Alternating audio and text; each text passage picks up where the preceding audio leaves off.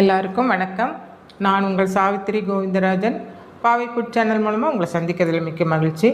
என்னுடைய சேனலை சப்ஸ்கிரைப் செய்து கொடுத்த எல்லாருக்கும் ரொம்ப நன்றி. இன்றைக்கி நாம் என்ன ரெசிபி பண்ணுறோன்னு பார்த்தீங்கன்னா, ஒரு ரசமும் ஒரு பொரியலும் தான் செய்ய போகிறோங்க. வெறும் தண்ணியில் ரசம், தக்காளி பழம் போடாத ஒரு ரசம். அதுக்கு பார்த்திங்கன்னா சின்ன ஆனியன் வச்சு ஒரு பொரியல். இது ஒரு ட்ரெடிஷ்னலான பொரியலுங்க. வெங்காய பொரியல் அப்படிங்கிறது அப்போல்லாம் பார்த்திங்கன்னா வெறுந்தண்ணி ரசமும் வெங்காய பொரியலும் நாங்கள் கல்யாணமான புதுசில் கொஞ்சம் ஃபேமஸாக இருந்தது. எல்லார் வீட்லேயும் அடிக்கடி செய்வாங்க. நமக்கு பார்த்திங்கன்னா வீட்லேயே ஏதாவது ருசியாக ஏதாவது ஒன்று சாப்பிட்ணும், வாய்க்கு ஒரு மாதிரி இருக்குதுன்னா இந்த ரசம் வச்சு இந்த வெங்காய பொரியல் வச்சு நம்ம சாப்பிட்டோன்னு வச்சுக்கோங்களேன், சூப்பராக இருக்குங்க. வாங்க அதை எப்படி செய்யுதுன்னு பார்க்கலாம். பாருங்கள், இந்த ரசம் வைக்கிறதுக்கு நம்ம தக்காளி பழம் எல்லாம் போடுறது இல்லைங்க. சும்மா ஒரு எலுமிச்சம்பழம் சைஸு புளி எடுத்துங்க. அது நல்லா கரைச்சி இந்த மாதிரி அந்த எலுமிச்சம்பழம் சைஸ் புளி எடுக்கும்போது பார்த்திங்கன்னா அதுக்கு ஒரு 4 டம்ளர் தண்ணி சேர்த்தலாங்க. 4-4.5 டம்ளர் தண்ணி சேர்த்தலாங்க. இப்போ இதுவும் பார்த்திங்கன்னா 1 லிட்டர் அளவுக்கு தண்ணி இருக்குங்க.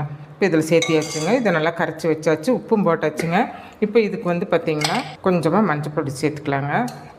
இந்த ரசத்துக்கு பார்த்திங்கன்னா நான் ரசப்பொடி இருந்தால் நீங்கள் ரசப்பொடி சேர்த்துக்கோங்க. நான் இப்போ மிளகு, சீரகம், 1/2 ஸ்பூன் கொத்தமல்லி, அப்புறம் பார்த்திங்கன்னா கூடவே கொஞ்சம் கருவேப்பிலை, கொஞ்சம் கொத்தமல்லி தழை இதெல்லாம் போட்டு பல்ஸ் மோடில் விட்டு அரைச்சி எடுத்துருக்குறேங்க. ரொம்ப நைஸாக அரைக்கிறது இல்லைங்க. ரசப்பொடிக்கு எப்படி வேணுமோ அப்படி தான் அரைச்சி வச்சுருக்கோம். இப்போ இதையும் நம்ம இது கூட சேர்த்துக்கலாங்க. இதுக்கு பார்த்திங்கன்னா பூண்டு நான் எப்போவுமே பார்த்திங்கன்னா மிக்சியில் இந்த செலவெல்லாம் நம்ம கிரைண்ட் பண்ணும்போது போட மாட்டேங்க. பூண்டு நான் எப்போவுமே தட்டி தான் எடுத்துக்குவேங்க. இப்போ அதையும் இது கூட சேர்த்துக்கலாங்க. கருவேப்பிலை ஒரு 2 இலை எடுத்து வாசத்துக்கு வேண்டி 2ஆக கட் பண்ணி போட்டிருக்குறேங்க. கொத்தமல்லி தலையும் அப்படி தாங்க கொஞ்சம் நல்லா இப்படி கிள்ளி பிச்சு போட்டுருக்குறேங்க. இப்போ இதெல்லாம் பார்த்திங்கன்னா நம்ம கையில் தான் கரைக்கணுங்க. கையில் கரைக்கும்போது தான் அந்த ஸ்மெல் நல்லா இருக்குங்க. பார்த்திங்களா, இதுக்கு நல்லா பூண்டு, செலவு எல்லாமே பார்த்திங்கன்னா இப்படி நல்லா கரைச்சிக்கணுங்க. அவ்வளோதாங்க. இப்போ இது கூட பார்த்திங்கன்னா ஹைலைட்டு பெருங்காயத்தூள் தாங்க. பெருங்காயத்தூள் பார்த்திங்கன்னா நான் ஒரு 3/4 ஸ்பூன் எடுத்துருக்குறேன். உங்களுக்கு எப்படி அந்த ஸ்மெல்லு பிடிக்குமோ அதுக்கு தகுந்த மாதிரி சேர்த்துக்கோங்க. இருக்குங்க, அவ்வளோதாங்க. இப்போ இதெல்லாம் நம்ம கலந்து விட்டுட்டு இப்போ நம்ம ஒரு தாளிக்கு கொடுத்துர்லாங்க. தாளிக்கிறதுக்கு பார்த்திங்கன்னா சின்ன வெங்காயம், ஒரே ஒரு பச்சை மிளகாய்ங்க, சின்னதாக ஒரு வரமிளகாய், கருவேப்பிலை போட்டு நம்ம தாளிக்கணுங்க. இப்போ நம்ம தாளிச்சுட்டுக்கலாங்க. இதுக்கு ஒரு 2 ஸ்பூன் எண்ணெய் சேர்த்துக்கலாங்க. பாருங்கள், எண்ணெய் காஞ்சிருச்சு. நாம் ஒரு 1/2 ஸ்பூன் கடுகு சேர்த்துக்கலாங்க. பார்த்திங்கன்னா உளுந்து பருப்பு ஒரு 1/4 ஸ்பூன் சேர்த்துக்கலாங்க. பாருங்கள், கடுகு பொரிஞ்சதும் ஒரு 1/4 ஸ்பூன் வெந்தயம் சேர்த்துக்கலாங்க. அப்புறம் இந்த வெங்காயம், பச்சை மிளகாய் இது கூட சேர்த்துக்கலாங்க. எடுத்து வச்சுருக்கிற வரமிளகா ஒரு ஃப்ளேவருக்கு வேண்டி சேர்த்துக்கலாங்க.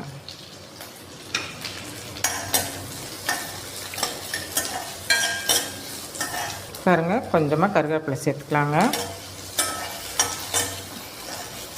வெங்காயம் நல்லா வதங்கிடுச்சுங்க. இப்போ நம்ம இந்த ரசத்தை எடுத்து இதில் ஊற்றிடலாங்க.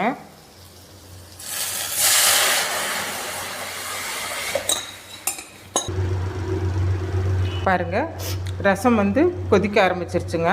ஆனால் இது கொதிக்கணுங்க. ஒரு நிமிஷம்னாலும் நல்லா கொதி பிடிக்கணுங்க. நல்லா கொதித்து வந்ததுக்கப்புறம் நம்ம பாத்திரத்துக்கு மாற்றிக்கலாங்க. நம்ம பருப்பு தண்ணியெல்லாம் சேர்த்தும்போது கொதிக்கிறதுக்கு விட மாட்டோம். இப்போ புளி தண்ணி அப்படிங்கிறதுனால நம்ம கொதிக்கிறதுக்கு விட்டுருக்குறோம். ஒரு நிமிஷம் கொதிச்சிருச்சுங்க. இப்போ எடுத்து நம்ம வேறு பாத்திரத்துக்கு மாற்றிக்கலாங்க. பாருங்கள், ரசம் ரெடி ஆகிடுச்சுங்க. சூப்பராக இருக்குங்க. அடுத்தது நம்ம வெங்காய பொரியல் எப்படி செய்யுதுன்னு பார்க்கலாங்க. பாருங்கள், இந்த வெங்காய பொரியலுக்கு பார்த்திங்கன்னா நல்ல வெங்காயம் பார்த்திங்கன்னா ஒரு 1/2 கிலோ வெங்காயம் எடுத்து உரித்து க்ளீன் பண்ணி வச்சுருக்கிறேன். வாங்க இது எப்படி செய்யுதுன்னு பார்க்கலாம். நமக்கு பார்த்திங்கன்னா வெங்காயம் ஒரு 1/2 கிலோ சின்ன வெங்காயம் எடுத்து நான் இந்த மாதிரி பொடிசாக கட் பண்ணி வச்சுருக்குறேங்க. உங்களுக்கு இது கட் பண்ணுறது சிரமமாக இருந்துச்சுன்னா சாப்பரில் போட்டு கூட நீங்கள் எடுத்துக்கலாங்க. நான் சின்னதாக கட் பண்ணி வச்சுருக்கேன். இது 1/2 கிலோ வெங்காயம். இப்போ இதை நம்ம தாளிச்சிக்கலாங்க. பாருங்கள், இதுக்கு 3 கரண்டி எண்ணெய் சேர்த்துக்கலாங்க.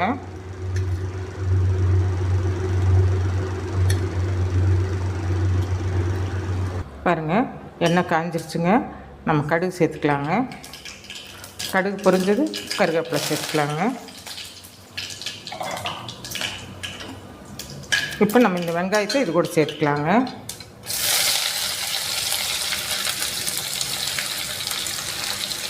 வெங்காயம் சன்னமாக இருந்தால் தாங்க சீக்கிரம் வதங்கும். அப்போ நமக்கு சாப்பிட்றதுக்கும் நல்லா இருக்குங்க. பெரிய பெரிய பீஸ் போட்டுறக்கூடாதுங்க. இந்த வெங்காயம் வதங்கிறதுக்கு உப்பு சேர்த்துக்கலாங்க.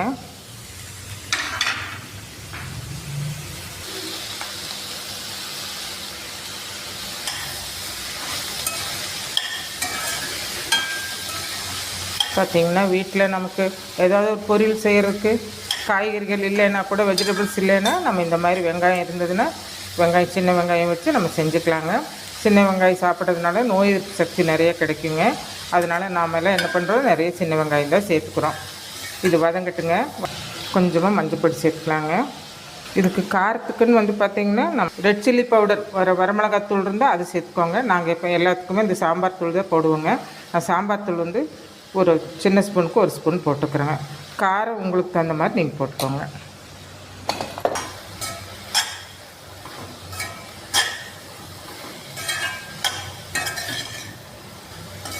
இது ஒரு 2 நிமிஷம் வதங்கட்டுங்க. இதுக்கு மூடி போட்டுடலாங்க. மூடி போட்டு 2 நிமிஷம் வதங்கட்டுங்க.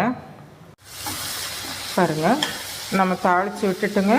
இடையிடையே இப்படி கலந்து விட்டுட்டே தான் இருக்கணுங்க. ஒரு 4-5 வாட்டி நம்ம கலந்து விடணுங்க, இல்லைன்னா அடி பிடிச்சிருங்க. இன்னும் வேகணுங்க. வெங்காயம் வந்து நல்ல ப்ரௌன் கலருக்கு வரணும். அது வரைக்கும் வேகணும். இன்னும் 2 நிமிஷம் வேகட்டுங்க.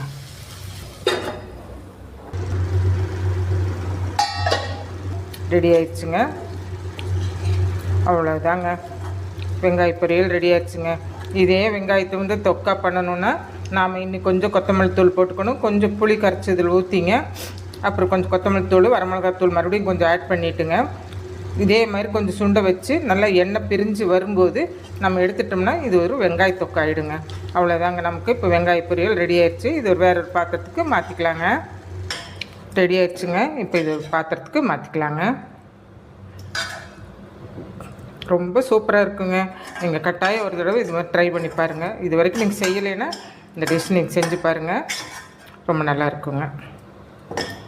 இன்றைக்கி நம்ம வீட்லேங்க மத்தியானம் லஞ்ச் என்னென்னு பார்க்கலாங்க. அதுக்கு வந்துங்க உப்பு பருப்புங்க. நாங்கள் உப்பு பருப்புன்னு தான் சொல்லுவோம். இதில் காரம் எதுவும் போட மாட்டாங்க. பூண்டு, ஒரு கருவேப்பிலை மட்டும்தான் போட்டு செய்வோம். கொஞ்சம் உப்பு சேர்த்துக்குவோம், அவ்வளோதாங்க. அப்புறம் இப்போ நம்ம வச்ச இல்லைங்களா வெறுந்தண்ணி ரசம், அப்புறம் வெங்காய பொரியல், தயிர். இதுதாங்க இன்றைக்கி மத்தியானம் லஞ்சுங்க. இந்த வெங்காய பொரியல் போட்டு சாப்பிட்டா பாருங்கள், அவ்வளோ சூப்பராக இருக்குங்க. பாருங்கள், ரொம்ப சூப்பராக இருக்குங்க. நீங்கள் ஒரு தடவை இது மாதிரி ட்ரை பண்ணி பாருங்கள். வெறுந்தண்ணி ரசமும் வெங்காய பொரியலும் ரெடி ஆயிடுச்சுங்க. நம்ம வந்து இந்த சின்ன வெங்காயம் அதிகமாக சேர்த்துக்கிறது இந்த பொரியலில் மூலிமா நம்ம சேர்த்துக்கலாங்க. ஏன்னா வெங்காயத்தில் வந்து நோய் எதிர்ப்பு சக்தி அதிகமாக இருக்கிறனால நம்ம வெங்காய பொரியலும் அடிக்கடி சேர்த்துக்கணுங்க. இந்த வெங்காய பொரியலும் இந்த ரசமும் நீங்கள் இது வரைக்கும் செய்யலைன்னா ஒரு முறை இதே மாதிரி செஞ்சு பார்த்துட்டு கமெண்ட் பண்ணுங்கள். ரொம்ப டேஸ்ட்டாக இருக்குங்க. சாப்பாடு எப்படி காலியாச்சுன்னே தெரியாதுங்க. இந்த வீடியோ பிடிச்சிருந்ததுன்னா இந்த வீடியோக்கு ஒரு லைக் பண்ணுங்கள், ஷேர் பண்ணுங்கள், கமெண்ட் பண்ணுங்கள், சப்ஸ்கிரைப் பண்ண மறந்துடாதீங்க. மீண்டும் ஒரு புதிய வீடியோவில் சந்திப்போம். நன்றி, வணக்கம்.